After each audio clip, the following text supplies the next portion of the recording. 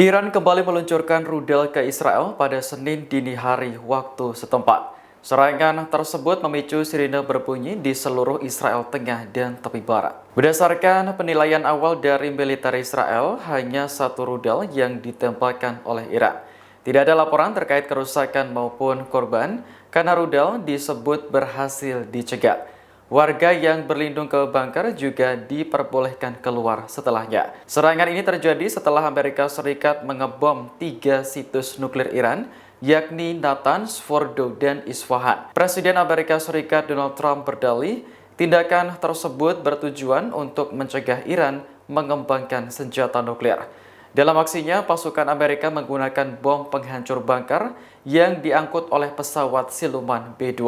Citra satelit yang dianalisis New York Times memperlihatkan bahwa fasilitas nuklir Iran mengalami kerusakan.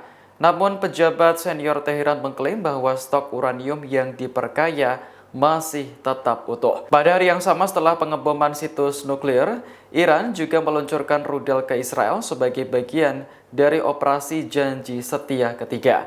Serangan tersebut menargetkan Bandara Internasional Ben Gurion.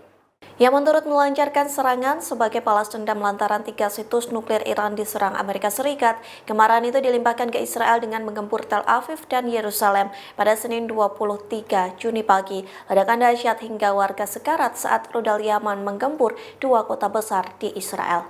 Dikutip dari Al-Mayadeh.net, sirine peringatan meraung-raung menyusul serangan rudal Yaman. Serangan Yaman mengakibatkan warga panik lantaran dibangunkan dengan gempuran musuh. Hal ini membuat warga Israel panik berlari ke tempat perlindungan. Sayangnya beberapa warga sipil terluka dan cedera. Sementara ledakan dahsyat mengguncang Tel Aviv dan Yerusalem, bahkan ledakan itu bergema hingga ke tepi barat. Adapun serangan ini diluncurkan Yaman setelah 3 situs nuklir Iran diserang Amerika Serikat pada Sabtu 21 Juni 2025. Tak hanya itu, ledakan Tel Aviv dan Yerusalem yang menjadi kedua kalinya lantaran sudah terlebih dahulu diserang oleh Iran.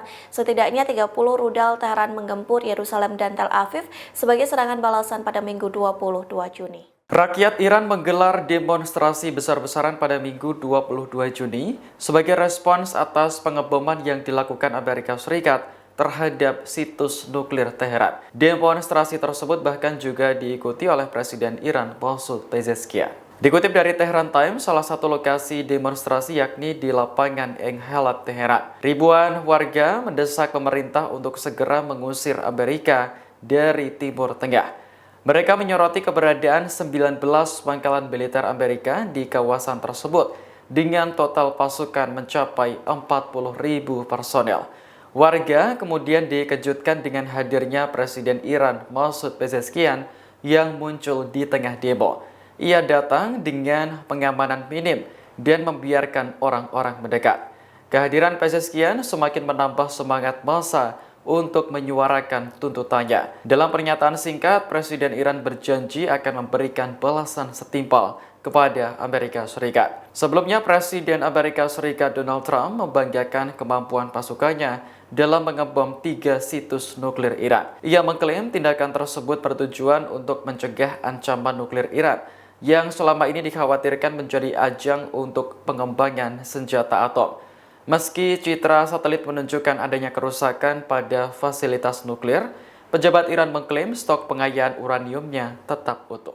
Israel tak hanya menghadapi serangan fisik berupa rudal dari Iran, namun juga serangan siber. Pada Minggu 22 Juni, media Iran melaporkan sebuah kelompok peretas berhasil melumpuhkan industri militer Israel dalam serangan siber besar-besaran. Media Tasnim menyebut kelompok itu bernama Cyber Isnat Front, peretas anti-Israel. Menurut pernyataan yang dikeluarkan oleh kelompok tersebut, sebagian besar infrastruktur industri keamanan dan militer Israel telah disusupi dan terkontaminasi dengan peralatan siber canggih. Infiltrasi ini mengakibatkan kegagalan fungsi secara luas pada produk militer Israel, khususnya yang diproduksi oleh perusahaan yang terkait dengan peralatan perang. Kelompok tersebut mengungkapkan bahwa serangan siber ini difokuskan pada domain teknologi strategis dan sensitif di sektor pertahanan. Salah satu dampaknya adalah gangguan pada Rafael, produksi senjata terkemuka Israel yang beroperasi di bawah Kementerian Perang.